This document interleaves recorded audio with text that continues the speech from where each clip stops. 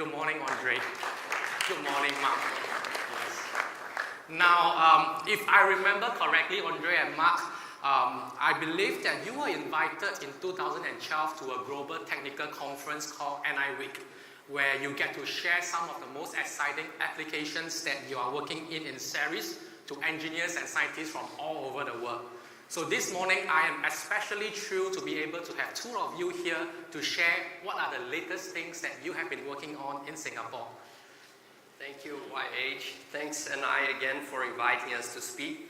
It's much easier to talk to 300 people versus 3,000 people, knowing that what you're saying is going to be a YouTube video. So it's much easier to do that. Okay, for the ones that don't know us, so the Solar Energy Research Institute of Singapore is not new in town. We were founded in 2008, and we are now over 150 staff at NUS, working on several areas of the solar photovoltaic chain, from solar cell development, solar module, solar systems, which is the group that Mark and I work for, and also energy efficient buildings. Now, what happens at the moment, even in Singapore, is you have PV systems sprouting everywhere. On the photo there, this is a 1 megawatt PV system at Singapore American School. Some of you might have read this in the press 1 year ago when this system came about. And it is the job of SERIS to track how these systems are working so that they can live through their lifetime, 20 years, 20, 25 years, and that they are working reliably. And also, the third point there about predictability. You might say, what do you mean with predictability? And I can tell you that you have systems popping up all over the place. Right. When SERIS started, you had 1 megawatt of solar PV in Singapore. Today you have 20 megawatts. And in 10 years, you're going to have 1 gigawatt. So there is no escaping of this reality. You cannot stop the train. And SERIS started 5 years ago, and our CEO said, I want you to develop a unit from scratch. No outsourcing. I want you to develop your own tools and just get it done. And back then, I was fortunate enough to find Mark in order to work with something that is really reliable, like NI hardware and software. So we deployed around 13 stations. Today we have 15 stations to monitor PV systems, to see how they work in a tropical environment. Because most of the systems before were deployed in America, in Europe, and in Japan. So no one knew what happens with the PV system in a hot and humid climate. So that's what we did 5 years ago, and we started deploying equipment that was not from National Instruments until we said, okay, let's boost the reliability. Let's not have 85% of data. Let's have 99% of data. And things like that. And I welcome all of you to download the growth, the solar PV roadmap. You just type solar PV roadmap Singapore, and what you're going to realize is that we wrote what will happen all the way to 2050. And you have a situation where Singapore is going to be powered, in a worst case scenario, 10% of the electricity is coming from solar photovoltaics. But in a scenario where solar is massively adopted, up to 30%. Wow. But the challenge, maybe you asked me. I will ask you, yes. Thank you very much for giving me the chance to speak. Yeah, right. So, well, I guess the solar PV is a very important strategy by the government of Singapore as an alternative source for electricity, right? So it must be challenging for you to look into that and to make sure that we can deliver on the government promises. So now maybe you can share with us what is the challenge that you have. So the challenge is these guys live in Austin, and that's the red curve. Blue skies every day. And I don't know, it rains 10 days of the year. But the blue curve is what happens in Singapore almost every day. And you have situations like this. You have the map of Singapore, and suddenly a thunderstorm comes from Indonesia or Malaysia out of a sudden and covers the entire country in a matter of minutes. Wow. Now, SERIS, this is another animation I have. So this is a new toy.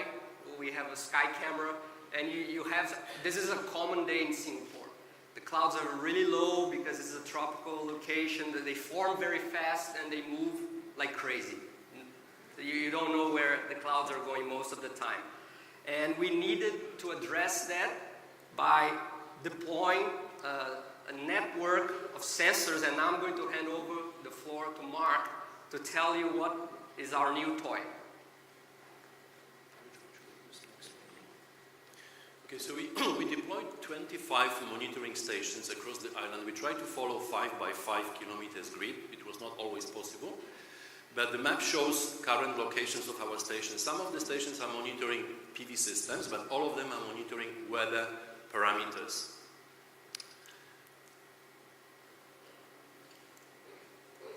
So we divide Singapore into a grid, roughly 5 by 5 kilometers, and then we place monitoring stations. All stations are based on compact Rio. Okay.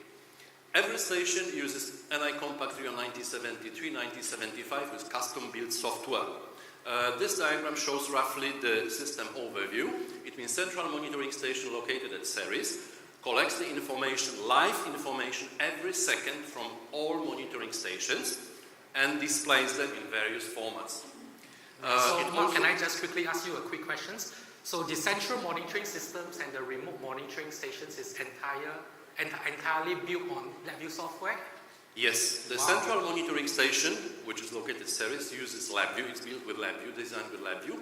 And of course, compact Rios that monitor the weather parameters are also programmed in LabVIEW and some with FPGA. So this is the functionality, and data is collected by central monitoring station, displayed into clients, as shown at the bottom of the graph. In addition, data is logged every minute at the compact Rio, at night automatically downloaded to SERIS and automatically transmitted to Dropbox or other sharing means for researchers to have access to real data. This slide shows the front panel of our central monitoring station with all the lights. Currently, the example, there are 2 stations off, as you see the red light on the right. This is the weather panel displaying. These are the functions of the monitoring station.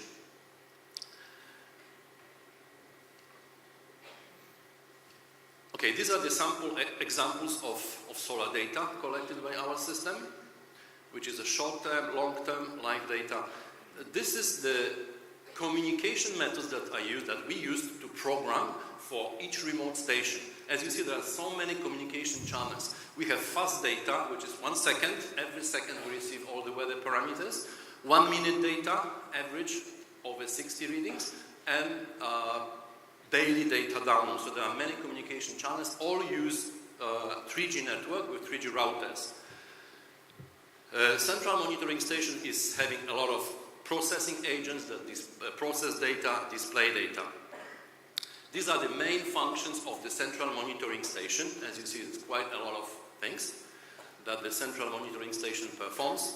We have remote access to every station, means we can debug, reboot, update the software remotely, have almost full control of each monitoring station in the field. This diagram shows some communication data packets that flow between central monitoring station and remote monitoring station. It's quite advanced design. We have quite smart software. Remote monitoring station functions are listed on this slide. It's data acquisition, logging, remote control, heartbeat transmission, FTP file transfer, and even more. This is the main diagram of the LabVIEW code for remote monitoring station. It looks very simple, just few icons, but the complexity is hidden in each of the icons. For example, each station sends a heartbeat. Every 40 seconds there is a heartbeat status, memory usage, CPU usage, health condition of every compact Rio aside from regular data. So those modules are running in parallel, and I was surprised that the Compact Rio 9073 can cope with running all this code in parallel with CPU usage like 20–30%, transmitting live data, logging 1 second data, logging 1 minute data. So that's how the main diagram looks of remote monitoring station running on Compact Rio. Very important thing is time synchronization. If we have time drift between the station, data could be worthless. So we have our own high-precision time server, synchronized with SyncTel server, and all our stations are synchronized to be within plus minus 150 milliseconds, which is the paramount for research, if we have tight synchronization. This graph shows that every 3 hours, Compact Rio connects, each Compact Rio connects to our own time server and adjusts. When the time drift is greater than 150 milliseconds either way, the Compact Rio adjusts. Normally, Compact Rio clock stability is, I would say, excellent comparing to PC. This graph shows this. We also have, we monitor memory and disk usage. So this graph shows the red line showing down is when the data is downloaded at night, so the disk usage goes down, and the white line shows the memory usage. So we have actually full monitoring of each remote station. And the whole purpose was to create live irradiance map. It means every second all stations are pumping data to our server.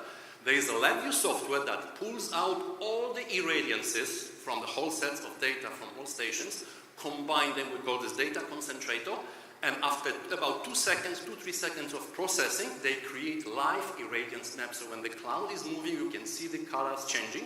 The white point on the map indicates the maximum point. This is not the latest version, we have an enhanced version. Perhaps the next opportunity we show you the full version. And of course the peak irradiance is shown. So live irradiance map is normally updated about 2–3 seconds depending on the network condition. So now we have different examples. Now you see the cloud in the east part of Singapore is moving. So that's how the map changes. Now the thunderstorm is coming from the east. Okay? The timestamp is in the top right-hand corner. This is fully sunny, no clouds, so very high irradiance. And it's not an NI event if you don't have a live demo. So normally you're told in school or events like this, put your phone on silent and do not play with your phone. But now I invite you to take your phone and log into this website so you see what's happening right this second with the irradiance in Singapore.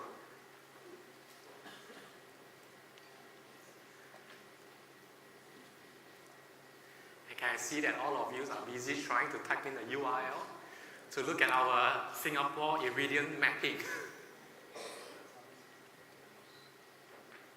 So you see, for the ones that have logged already, there is a black dot in the middle of the island. We got an email this morning from that building saying, hey, I'm conducting maintenance today, so I'm powering off the rooftop. So that station is 0 at the moment. And it was a fortunate example, so it shows you the interpolation into that point going to 0. Obviously, this is still running on beta. 20 days from now, during the Singapore Energy Week, we're relaunching the National Solar Repository website, where you see all the solar PV activity in terms of the existing PV systems and the weather. For the Singaporeans and the people that live in Singapore in the audience, I welcome you to share the link and to your colleagues and tell them that in 25 days we're going to have not the beta version anymore. For the ones from out of town, show this baby around. I want to get a phone call from the mayor of Austin saying, I want this in my town. And then we can go there and deploy. And in I'm sure there are other people here from other Southeast Asia countries. So if you want that running in your city, just call us and we'll get it done. In the future, with a lot of solar deployed out there, you need to know what's happening with the weather. Okay, if I may add, since the system birth, we have more than 99% data availability. Singapore conditions are harsh because of the high humidity and temperature. And so far, Compact Rio performs flawlessly. That's why the high data availability. So NI hardware and LabVIEW software allowed us to develop, first in the world, live irradiance map of a country, small country like Singapore. Thank you very much, Mark.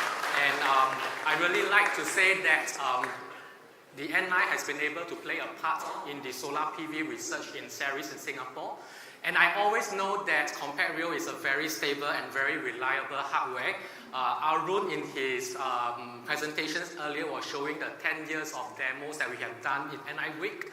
But to hear from the customers, from Andre and from Mark, to say that using CompactReal to be deployed in their remote monitoring systems, they are able to achieve more than 99% of reliability.